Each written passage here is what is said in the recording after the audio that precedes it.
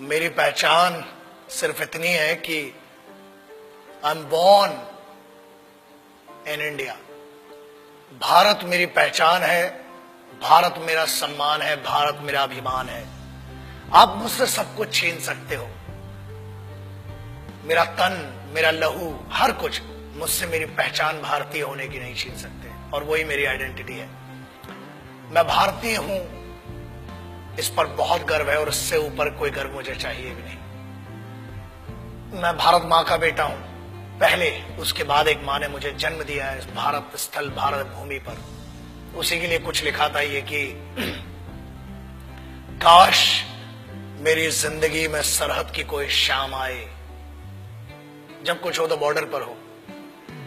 काश मेरी जिंदगी में सरहद की कोई शाम आए, काश मेरी जिंदगी मेरे वतन के काम आए। न खौफ है मौत का और न आरज़ू है जन्नत की, मगर जब कभी जिक्र हो शहीदों का, काश मेरा भी नाम आए, काश मेरा भी नाम आए। This is what I would love to introduce myself like that. अगर कोई पूछे कि कौन था वो, जब कोई पूछे मेरे बारे में, तो मेरी ये पहचान लिख देना, उठाना मेरा कमांडो डैगर और छाती पे हिंदुस्तान लिख देना। कोई पूछे पागल था वो कौन, तो भगत सिंह और क्रांतिकारियों का चेला और इंकलाब का गुलाम लिख देना। और बचा हो जो जिस्म में लहू मेरे, निकालना उसे, फेंकना जमीन पे और मां तुझे सलाम लिख देना। यही परिचय था, है और रहेगा।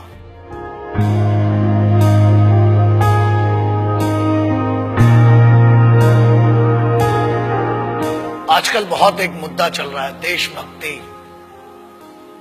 कुछ लोगों ने उसे हिंदुओं से जोड़ दिया, कुछ ने मुसलमानों से जोड़ दिया, कुछ ने सिखों से, कुछ ने ईसाइयों से। एक बात याद रखना, हम पहचान हैं एक ऐसा महाविद्यालय, एक ऐसी university. It's like an university, it's like a college, the country is like college. We may have different wings, we may have different subjects, but we all belong to one college and that college is Bharat, राष्ट्र। आप उसको हुब्बुल वतनी कह लें उर्दू में, अरबी में, उसको आप जननी जन्मभूमिश्च कह लें, आप संस्कृत में, आप मादरे वतन कह लें, वतन की इज्जत कह लें, आप कुछ भी कह लें। आज बहुत जरूरी हो गया है उस ट्रेटर, उस गद्दार, या बेहतर लैंग्वेज में उसको गद्दार और चूतिया कहेंगे, उसकी बात करना जो आज की डेट में बड़ा सेलिब्रिटी बन के फिर रहा है। Let's talk about that person जिसने हर फौजी और हर इस भारत मां के बेटे को हर्ट किया है। आज उसके बारे में बात करना बहुत जरूरी हो चुका है। न हिंदुओं से न मुसलमानों से इस मुल्क को तकलीफ है गद्दार और बेईमानों से,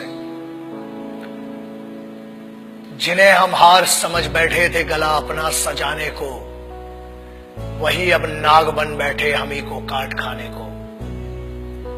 पिछले 2-3 महीने it has been disturbing me a lot. I being an Indian, I being a soldier, I being a simple son of this motherland, feel hurt, disheartened, and at the same time I feel pity for them. बुरा लगता है। कारण यह, लोग कहते हैं कि हम कुछ कर नहीं सकते। ऐसा है, करने पर आ जाए तो बहुत कुछ कर सकते हैं, लेकिन हम सम्मान करते हैं भारत के सर्वोच्च न्यायालय का, सुप्रीम कोर्ट का, और उसके आदेश की अवहेलना नहीं करना चाहते हैं। उसके आदेश का पालन करते हुए कुछ गद्दारों को आज भी छोड़ रखा है। वरना ऐसा है, काम ही हड्डियां तोड़ने और जान लेने का हिंदुस्तानी फौज करती है। किसी ने कहा, मैं उन गद्दारों का शायद नाम भी लेना पसंद नहीं करूंगा, बिकॉज वो इतना भी डिजर्व नहीं करते कि उनका नाम इस जुबां पर आए। बट एक चीज बोलना बहुत जरूरी है। कुछ लोगों ने यह कहा कि भारतीय सेना रेपिस्ट है।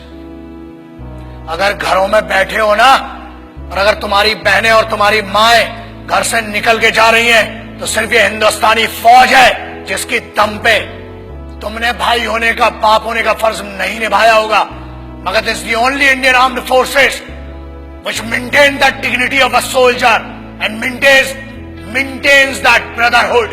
आपकी बहनें, आपकी माएं अगर सुरक्षित हैं तो वो भारत की सेनाएं हैं जिनके कारण है। बोलने के पहले सोचा करो। और किस्मत बहुत अच्छी थी कि फौज के सामने नहीं बोला, वरना जो हीरो बना दिया ना इस देश में, फौज तुम जैसों को छोड़ती भी नहीं। मगर ये भारत का संविधान है, this is the constitution of India, जिसने बांध रखा है हमारे हाथों को। क्रोध करना मेरी आदत नहीं है, मगर आता है गुस्सा। इसलिए आता है क्योंकि चाणक्य ने कहा था कि अक्सर मैंने झूठे लोगों को मुस्कुराते हुए देखा है। जो सच बोलता है और दिल से बोलता है उसको गुस्सा बहुत आता है। और ये गुस्सा इस बात का है कि इस देश में कुत्तों को मारने की परमिशन नहीं है, इसलिए अभी तक बचे हुए हो। फौज को रेपिस्ट बोलते हो। Ask your sisters and your mothers, ask your family members, if there are 10 young boys and if there is a single soldier, ask a girl, ask a young girl, where would she go for the help and whom would she ask for the help? And I ensure this, that girl would go to a soldier and ask, and she'll say one thing, certainly she'll say, and she'll use this word, भैया मेरी मदद कीजिए। क्या है ये? जवानी संभल नहीं रही है तो बताओ। 23 साल में शहीद आजम भगत सिंह, राम प्रसाद बिस्मिल, अशफाक उल्लाह खान, चंद्रशेखर आजाद बड़ा बड़ा काम करके चले गए। बहुत गर्मी है, अरे सेना ज्वाइन करो, भारत की फौज, आओ दुश्मनों से लड़ो ना।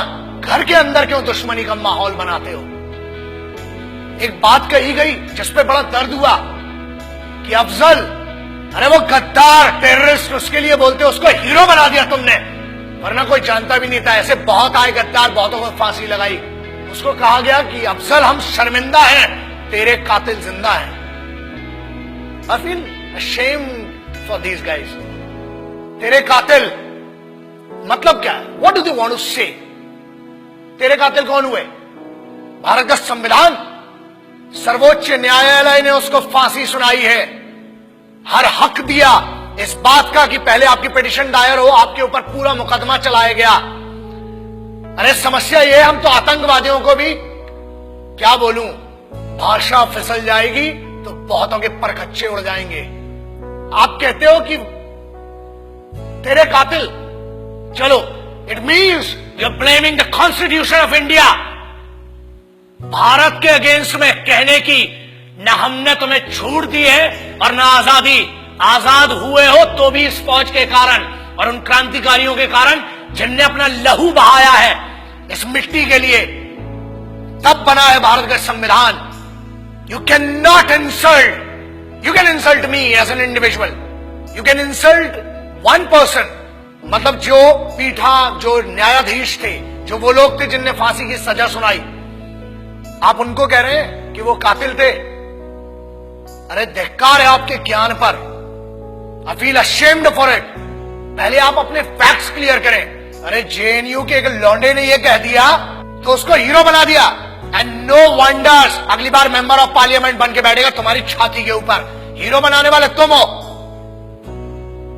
मुझे किसी से पर्सनल कोई प्रॉब्लम नहीं है, इनकी औकात भी नहीं है मुझसे पर्सनल प्रॉब्लम रखने की। लेकिन एक बात याद रखना, किसी एक बेवकूफ ने यह कह दिया कि भगत सिंह जैसा है।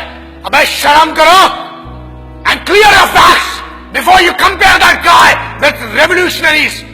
कौन थे वो? किसकी बात कर रहे हो? उस इंसान की who can not deliver two right sentences in one particular language. आप उसकी कंपैरिजन कर रहे हो जो भारत के संविधान को गद्दार कह रहा है। आप उनकी बात शहीद आजम, भगत सिंह, सुखदेव, राजगुरु ऐसे लोगों से कर रहे हो। कौन थे वो? पता है तुम्हें? तुम एक क्लास के एक छोटे से सब्जेक्ट को पढ़ के ज्ञानी बताते हो और तुम ये कहते हो कि क्रांति लाओगे। क्रांति होती क्या है? क्रांति सबसे पहले शुरू होती है राष्ट्र से। भारत मां या मिट्टी, I don't want to name this nation Bharat Mata और anything, but I want to say something. ये मेरी तो मां है और मेरे जैसे कई पागलों की मां है। याद रखना, बहुत छूट मिल गई है, अपनी आजादी का गलत उपयोग मत करो, वरना अगर छूट देना आता है तो लगाम लगाना भी आता है। बोलने की आजादी है, ठीक है, हमने आजादी दी है, बट वो आजादी किसने दी है? The freedom has been given to you by the constitution of this country.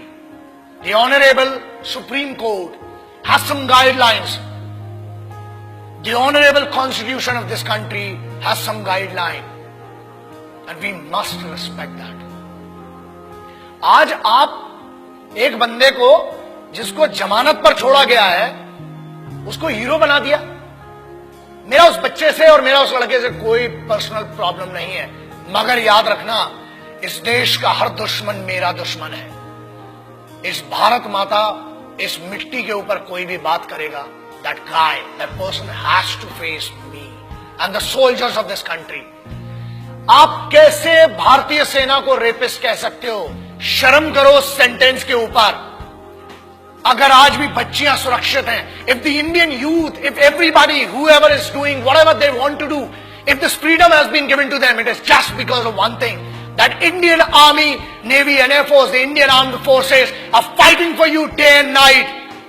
जब तुम सोने जाते हो तब उनकी ड्यूटी का वक्त शुरू होता है. शर्म खाओ इस बात के लिए.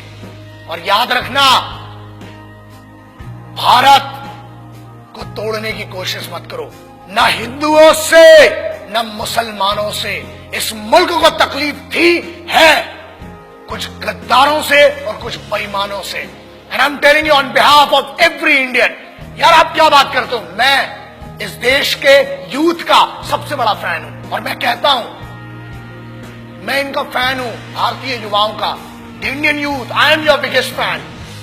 और याद रखना, अपनी आजादी का गलत उपयोग मत करो, क्योंकि आप जिस ट्रैक पर ले जा रहे हो, तुम इसलिए बचे हो आज तक क्योंकि भारत के संविधान ने आज भी जानवरों और कुत्तों को मारने की आजादी नहीं दी है. अगर होती तो कब के निकल चुके होते.